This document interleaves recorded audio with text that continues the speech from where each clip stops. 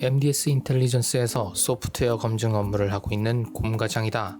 이번 영상은 테스트, 검증이라는 용어가 생소하게 느껴지거나 좀 더 쉽게 접근해보고 싶은 사람들을 위해 만들게 됐다. 우리나라 IT가 개발에 집중해서 빠르게 결과물을 뽑아내는 분위기에서 테스트나 검증에도 힘을 주기 시작하는 분위기로 많이 전환되기는 했지만 아직도 포괄적인 개념으로만 이해하고 있는 사람들이 많다. 나보다 지식이나 경력이 뛰어난 사람도 많겠지만 소프트웨어 검증에 대해 관심을 갖기 시작하는 사람들이 조금이나마 쉽게 이해하고 접근할 수 있기를 바라는 마음으로 만든 영상이니 이쁘게 봐줬으면 좋겠다. 그럼 중요 개념 중심으로 빠르게 간다. 일단 소프트웨어 검증에 대해 이해하려면 왜 필요한지 먼저 알아야 한다. 산업시대를 거치며 시대를 끌고 나가는 핵심 기술은 바로 기계였다. 기계를 어떻게 설계하고 어떻게 만들어야 하는지, 어떻게 성능을 높이고 내구성을 높일 수 있는지가 기업이나 나라의 경쟁력을 결정짓는 중요한 요소였다. 이러한 기술들은 인간의 힘만으로는 하기 힘든 영역들까지 가능하게 만들었다. 하지만 이러한 기계들도 사람들이 일일이 작동시키고 조작해야 했는데 이 또한 생각보다 많은 노동력이 들어갔고 이 문제들은 IT 기술이 발전하면서 조금씩 해결되기 시작했다.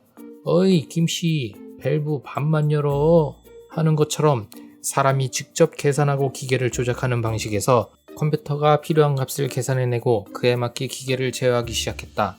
바로 자동차가 이런 케이스인데 운전자가 가속 페달이나 브레이크 페달을 밟을 때 어느 정도의 힘으로 가속을 하고 멈추게 할지 소프트웨어가 계산하고 각 부품들을 조작하는 방식으로 바뀌었다. 여기에 방향 지시 등이나 와이퍼, 주유 게이지 등의 다양한 기능들도 전자식으로 제어가 가능해졌다. 하지만 여기에서 문제가 시작된다. 어른들이 말하지 않았던가 기능이 많으면 고장이 많아진다고. 과거의 기계식 조작은 하나의 원인이 하나의 결과에만 영향을 미쳤다. 예를 들어 브레이크 페달을 밟았을 때 고장이 나도 감속이 안 되는 경우는 있어도 가속이 되는 경우는 존재하지 않았다. 감속이 안 되는 문제가 생기면 브레이크 부분만 후벼파면 문제가 해결됐었다는 말이다. 하지만 소프트웨어가 여러 기능들을 제어하기 시작하면서 의도치 않은 결과가 나타나기도 했다. 대표적인 예가 급발진인데 운전자가 브레이크 페달만 밟고 있는데도 엔진이 엄청난 굉음과 함께 RPM이 치솟으면서 속도 제어가 불가능한 상황이 발생하는 경우인데 자동차를 제어하는 이 소프트웨어도 사람이 만들다 보니 실수가 생길 수밖에 없는 이유이다. 이는 자동차에 국한된 문제가 아닌데 한 번의 사고로 대참사가 발생할 수 있는 항공기 또한 많은 전자부품과 소프트웨어가 내재되어 있는데 이 소프트웨어에서 이러한 오류가 발생한다고 생각하면 정말 끔찍한 결과가 발생할 수밖에 없을 것이다.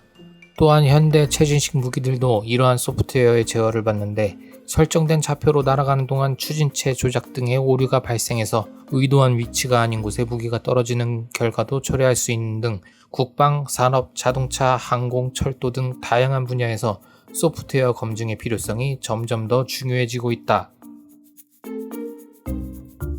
그럼 소프트웨어 검증은 언제부터 해야 할까? 대부분의 사람들은 소프트웨어 개발이 완료가 되면 테스트를 한다고 생각하지만 이는 잘못된 생각이다. 물론 규모가 작은 소프트웨어야 개발하고 테스트를 하면서 버그, 즉 소프트웨어에 내재되어 있는 오류를 수정해 나가도 큰 문제가 안 되겠지만 소프트웨어 규모가 커질수록 이 방법은 매우 비효율적인 방법이 된다.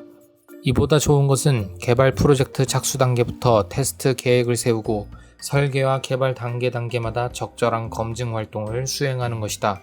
이게 얼핏 보면 엄청나게 비효율적으로 인력과 시간이 낭비되는 것처럼 보일 수 있겠지만 실제로 개발 후반부의 오류를 찾아내는 것보다 훨씬 적은 비용이 든다.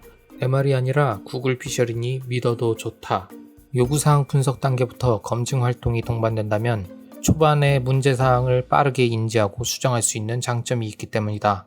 이와 같이 소프트웨어 개발 주기에 따라 각 단계마다 적절한 검증 활동을 하는 것이 매우 중요하기 때문에 다양한 개발 프로세스에서 그에 준하는 검증 활동을 하도록 상세하게 나열되어 있기도 한다. 이 내용은 꽤나 방대한 내용이기 때문에 다음에 다뤄보도록 하겠다. 마지막으로 소프트웨어 구현, 즉 개발 단계에서의 검증 방법에 대해 간단히 알아보도록 하겠다. 소프트웨어 개발 단계에서 검증은 크게 두 가지로 나눌 수 있는데 바로 정적 검증과 동적 검증이다. 둘을 구분짓는 기준은 소프트웨어를 실행시켜 보느냐 아니냐이다. 정적 검증은 코드 실행 이전의 검증 방법으로 메모리 누수나 버퍼 오버플로우 등 잠재적인 결함을 코드 분석을 통해 미리 찾아내기도 하고 코딩 룰이 제대로 지켜졌는지에 대해 검증하기도 한다. 여기서 코딩 룰에 대해 간단하게 설명하자면 코딩할 때 특정 규칙을 준수하게끔 하는 것인데, 예를 들어 비슷한 함수명이나 변수명 같은 걸 쓰면 그 과정에서 실수가 생길 수 있고 결함으로 이어질 수 있기 때문이다. 개발자들이 보면 아찔해지는 변수 선언이 있잖아. 변수를 이렇게 선언하고 개발하다 보면 변수 혼용 등의 실수로 오류가 발생할 확률은 당연히 올라갈 테고, 이를 방지하기 위해 코딩 룰을 지켰는지 확인하는 것이다. 동적 검증은 코드를 시뮬레이터든지 실제 코드가 실행될 임베디드 타겟에서든지 직접 실행시켜가며 확인하는 절차이다. 동적 검증은 정적 검증에서 미처 발견되지 못한 오류의 탐색 정확도가 높은 장점이 있는 반면에, 코드를 전체 다 실행하지 못하면 소프트웨어의 일부만 검증한 꼴이 되는데, 이는 실행해보지 못한 코드에 잠재적인 결함이 숨어 있을 수 있다는 말이 된다. 이 때문에 코드 커버리지라는 실행률의 개념이 있는데, 문제는 코드 커버리지를 100% 만들기까지 많은 시간을 소모해서 테스트 케이스라는 것을 만들어야 하고, 그렇다 하더라도 100% 모든 코드를 실행해보는 것은 상당히 어렵다는 단점이 존재한다. 코드 커버리지를 포함해 정적 검증과 동적 검증에 대한 자세한 내용은 다음 컨텐츠에서 상세하게 다뤄보도록 하겠다. 지금까지 소프트웨어 검증의 전반적인 내용에 대해 다뤄보았다. 짧은 시간 안에 많은 개념을 소개하자니 난해하게 들리는 부분도 있을 것 같다. 오늘 언급됐던 개념들은 추후에 추가되는 영상에 조금 더 자세하게 풀어볼 계획이니 오늘은 살짝 맛만 봤다고 생각해주면 좋을 것 같다. 조금 더 알고 싶거나 궁금한 내용이 있다면 댓글로 남겨달라. 내가 아는 선에서 최대한 알려주도록 하겠다.